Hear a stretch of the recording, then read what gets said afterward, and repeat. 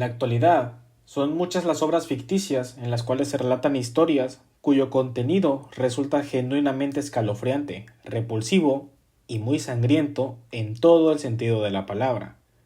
Obras como La Masacre de Texas, It, Halloween e incluso Terrifier, entre otras muchas más obras. Fueron fruto de las privilegiadas mentes que decidieron darles vida a aquellos personajes que a día de hoy son un ícono por excelencia en el cine y que además establecieron el subgénero slasher de las películas de terror. Dichas cintas cuentan historias, cada una a su respectivo ritmo y esencia, aunque, a pesar de todo, sabemos que los victimarios en pantalla no son reales, o eso se espera de las mismas. Lastimosamente, son miles los casos que lograron dar hincapié a más de una obra ficticia. Son inspiradas en casos reales que para la mente de uno resulta increíble, hasta que la vida nos demuestra que la realidad muchas veces supera la ficción. Y el caso del que te voy a hablar hoy fue eso, la realidad superando a la ficción. Pero no se trata de una historia normal o un caso más del montón, sino que se trata de una mente tan asquerosamente sorprendente que logró hacer cosas que nadie se hubiera imaginado que aquel hombre de menos de 1,60 m podría hacer. Y que a través de esa imagen de un alumno introvertido se encontraba el autor de un crimen del que después conseguiría el estrellato y haría que todos los ojos se fijaran en él. Es una mente totalmente demacrada y destrozada, que no dudó en hacer daño a la mujer que desafortunadamente se cruzó en su camino. Se hacía llamar el caníbal de Kobe. Es un orgullo presentar este video. Sean bienvenidos o bienvenidas a este nuevo video para mi canal. Esto es El Rincón de Henry. Esto es Caníbal, el caso de Issei Sagawa. Comenzamos.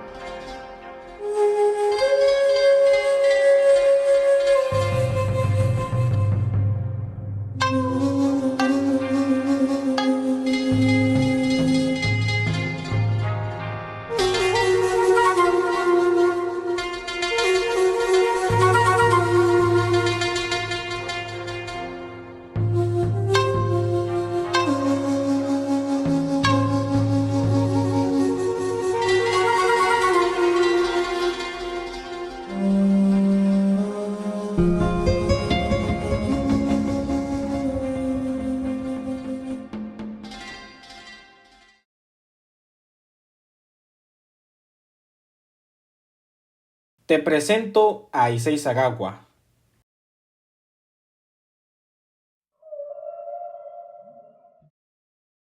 Nacido el 26 de abril de 1949 y criado en Kobe, Japón, Sagawa fue concebido por una familia acomodada, tanto a nivel social como económicamente hablando, con su padre, un empresario, y su madre, una ama de casa, y sus hermanos. Pero no son relevantes en esta historia, o bueno, no tanto como se piensa. Aún así, resultan ser cruciales en un punto que veremos más adelante. Es crucial entender parte de su infancia, porque a lo largo de su vida hubieron diferentes momentos que hicieron que terminara donde acabó. Por lo que vamos a dividir este video en varias partes o actos, y cada uno representarán una parte de su vida hasta llegar a un puerto común. Se abordará el famoso asesinato que fue orquestado por él mismo y de su autoría absoluta. Dicho esto, y aclarados los parámetros que establecerán la estructura del video, comenzamos.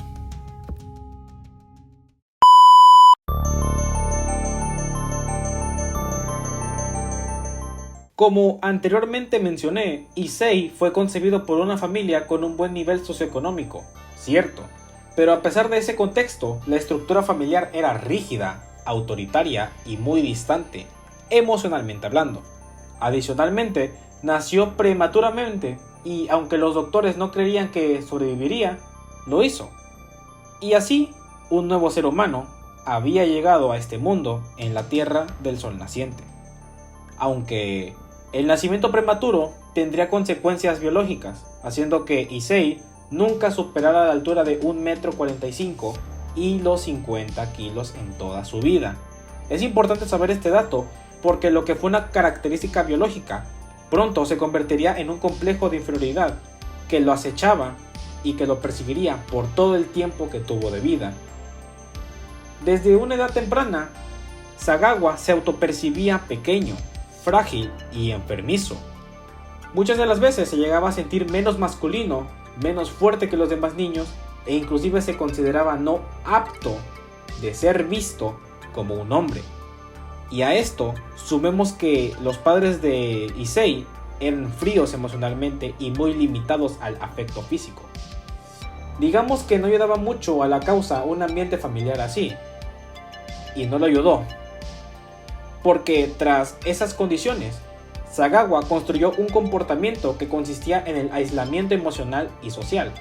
Además que él desarrolló una relación con el mundo exterior, caracterizada por la observación y la fantasía. La curiosa relación social de Sagawa consiste en que él tenía conductas de observación, ya sea por personas o lugares, y en vez de acercarse a aquellas personas o lugares, él idealizaba escenarios ficticios llenos de suposiciones. Lo que podría pasar. Ese tipo de conductas son peligrosas porque al tratarse de la observación e idealización de hechos ficticios retratados por la imaginación, puede dar hincapié a conductas relacionadas con el acoso y en casos extremos el acoso sexual, o muchas más peores o graves. Pero para este caso él tenía diversas fantasías. Una de ellas fue a la edad de entre 6 a 7 años de edad, cuando vio las piernas de una compañera de clase, al verle los muslos por debajo de la falda. Lo más curioso es que fue un pensamiento caníbal. Sagawa tuvo sus primeros pensamientos caníbales a esa corta edad, y se describe que dichos pensamientos la primera vez no fueron relacionados con la violencia, sino más bien con la fascinación estética y de posesión. Este primer acercamiento comenzó a fermentar algo mucho más fuerte que simples miradas ocasionales, y con el tiempo mezclaría el erotismo y el deseo sexual con el impulso de cometer actos caníbales. Es así que comenzaría a tener una confusión entre el deseo y el amor, producto de su infancia, una sin contacto emocional genuino, porque déjame decirte, de nada sirve si los padres están económicamente presentes. De nada sirve tenerlo todo si no están los padres.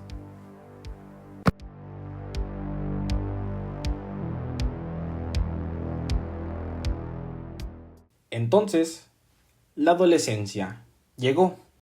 En esta etapa, Issei fue un estudiante con una excelencia académica impecable. Sin embargo, contaba con una característica: era extremadamente introvertido. Esto fue perjudicial en el sentido de no poder desarrollar relaciones afectivas, y a eso se le agrega que su sexualidad fue solitaria y que las fantasías se volvían cada vez más violentas, una más que otra y así consecuentemente. Una vez llegó a declarar que no podía excitarse si no pensaba en comerse a una mujer. También desarrolló un trastorno parafílico en torno al canibalismo erótico, resultado de su disociación entre la línea que hay entre el afecto y el deseo. De este modo, al sentirse débil y pequeño, deseaba consumir la fuerza de las personas. ¿Cómo? Por medio del canibalismo. Durante mucho tiempo, él estuvo escondiéndose detrás de la imagen de un estudiante listo y muy tímido, reservado y de muy pocos amigos. Una tapadera perfecta para evitar sospecha alguna. Así llegó la etapa universitaria de un joven Issei y comenzó a desarrollar una fijación por las mujeres occidentales, precisamente por los ojos azules, la piel blanca y las mujeres rubias, características que lo volvían completamente loco, a tal punto de querer comérselas sin piedad alguna. Sagawa se fijó en una estudiante alemana, una joven mujer que enseñaba idiomas y que estaba en la misma facultad que él, la Universidad de Wako, en Japón, respectivamente. El asunto se torna oscuro en el momento en que Sagawa logra ingresar a la habitación de la joven. Ella estaba dormida, pero mientras ella estaba inconsciente, él aprovechó para intentar matarla.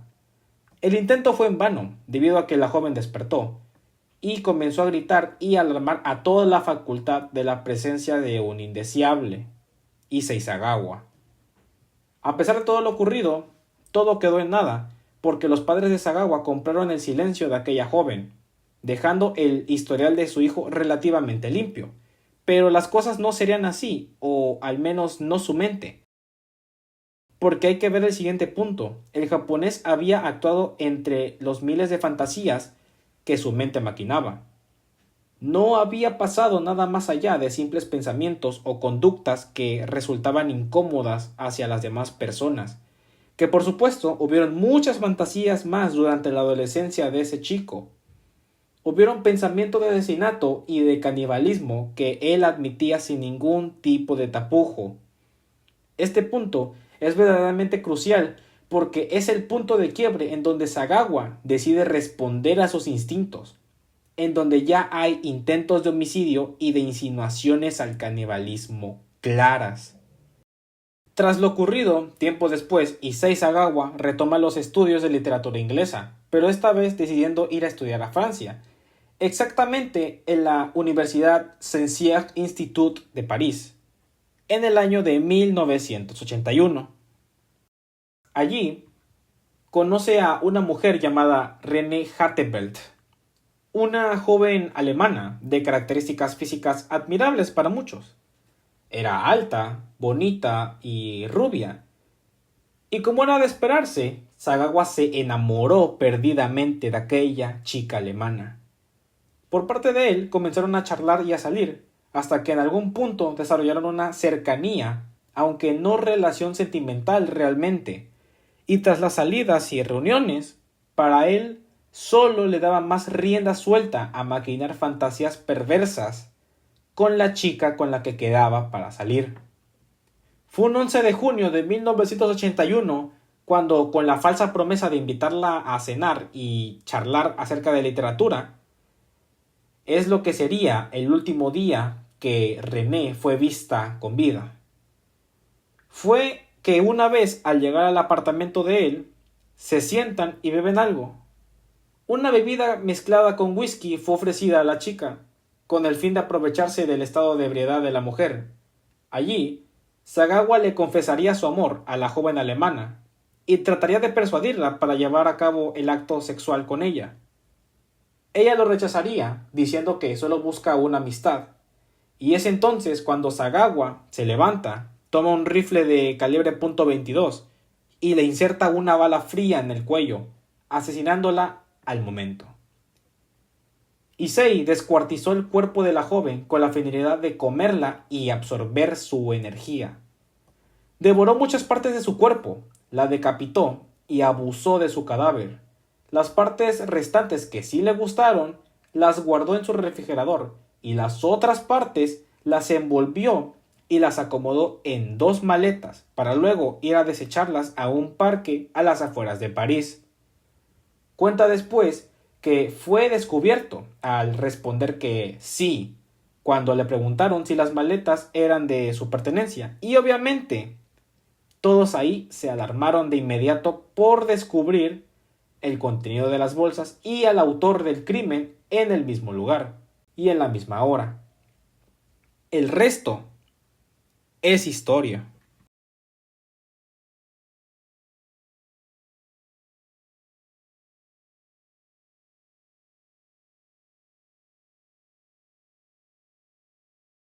Sagawa sería juzgado y admitió su crimen frente al magistrado francés, Fue recluido en el hospital psiquiátrico Paul Guérin de París y fue declarado demente. Ahí contrajo una inflamación intestinal, la cual sería mal diagnosticada y detectada como una encefalitis en un estado avanzado. En este caso, Sagawa no estaba en peligro, o bueno, no en riesgo de muerte. Todo por un simple malentendido al diagnosticarle una infección estomacal. Y si bien, según los médicos, le quedaban unas semanas de vida, lo cierto es que al final de todo este asunto, su padre, como antes se mencionó que era un empresario, usó sus influencias y medios para trasladar a su hijo de Francia a Japón. Y con ello, logró regresar a donde todo empezó. Pero las cosas no fueron tan sencillas. Pues nada más llegar, sería procesado en una, si no es que en muchas instituciones psiquiátricas. A pesar de todo, terminó saliendo y se reintegró en la sociedad, o algo así. Ya que resulta que Issei Sagawa fue liberado al ser incapaz de ser juzgado por las leyes. Esto porque él mismo demostró que estaba completamente fuera de camino. Porque Sagawa decía muchas veces no poder curarse de su condición mental que tantos años se había desarrollado y que para este punto ya no había nada que hacer. Él dice que sus deseos y tendencias caníbales empezaron a partir de una pesadilla en su niñez, cuando soñaba una situación en donde sus padres cocinaban a él mismo y a su hermano en un tipo de caldero. Y además que en tiempos pasados, el tabú o lo mal visto por la sociedad harían que permaneciera en silencio durante mucho tiempo. Este hombre no es como Cyanide Mohan, no es como Vernon Brown, no es como Zachary o William Zuluk. Esto es un caso que supera todas las fronteras que ellos alguna vez lo hicieron. Esto porque Sagawa desarrolló un sesgo cognitivo que durante toda su vida fue creciendo y creciendo, y que él y su entorno permitieron que creciera, dejando la puerta abierta para imaginarse las escenas más sangrientas y grotescas que ningún otro personaje ficticio ha podido recrear.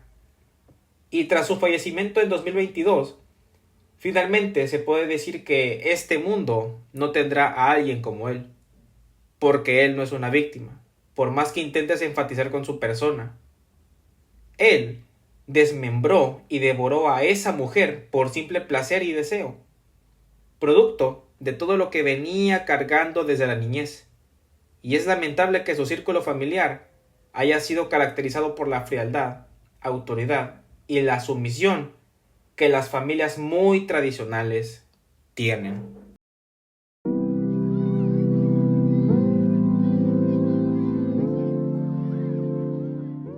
El señor Sagawa tuvo una vida de comodidades y aparentemente de nulas carencias, salvo la de una familia como tal. Y luego de lo ocurrido en París y con el fallecimiento de sus padres, su situación económica se vería afectada en cierto modo. Pero durante aquellos días a principios del nuevo milenio, los años 2000, él conocería a muchas personas, entre ellas una actriz para adultos, persona con la cual establecería una amistad o relación cercana. A su vez que decidiría incursionar en el mundo del cine para adultos, participando en algunas obras pornográficas. Aparte, publicaría un manga, cuya obra sería dibujada, redactada y básicamente firmada por su sello personal. Dicho manga redacta parte de la vida de Sagawa mediante ilustraciones y textos.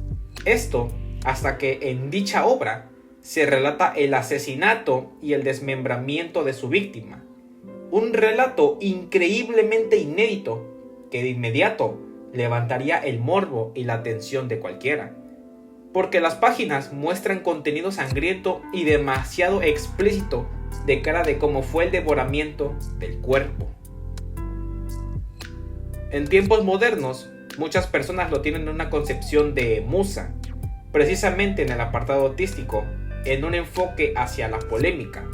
Es decir, que él representa todo lo que significa hacer ruido y gritarlo a los cuatro vientos, lo suficiente como para hacer que todos los ojos volteen a verte. Lo increíblemente mediático que el caso en su momento Y como este sujeto logró romper la barrera de lo que está bien y lo que está mal. Lo verdaderamente cautivador fue que él no se escondía de su crimen, y fue él mismo que en reiteradas ocasiones lo alimentaba aún y aún más. Esto ya que él hablaba sin tapujos ni vergüenza alguna al confesar su crimen en diferentes medios que lo entrevistaban.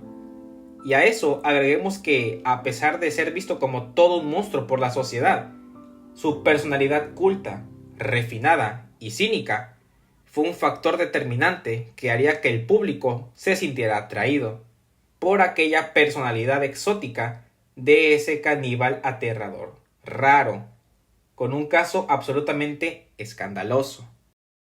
Y aquí es donde te pregunto, ¿qué piensas de él? ¿Crees que genuinamente merece ser tratado como una celebridad o fuente de inspiración? ¿Cómo reaccionarías si fueras familiar de su víctima y que te dieras cuenta de que su perpetrador ahora es una figura pública?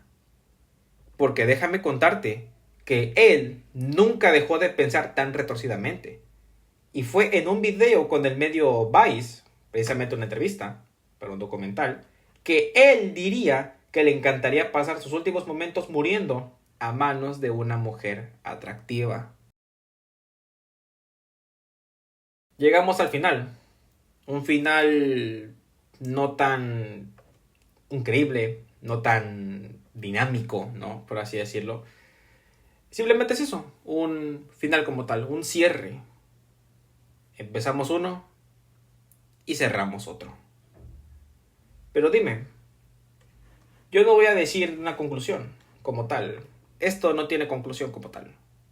O bueno, sí la tiene, pero me gustaría que tú te lo preguntes, te lo cuestiones. Porque al fin y al cabo, la última palabra la tiene el espectador.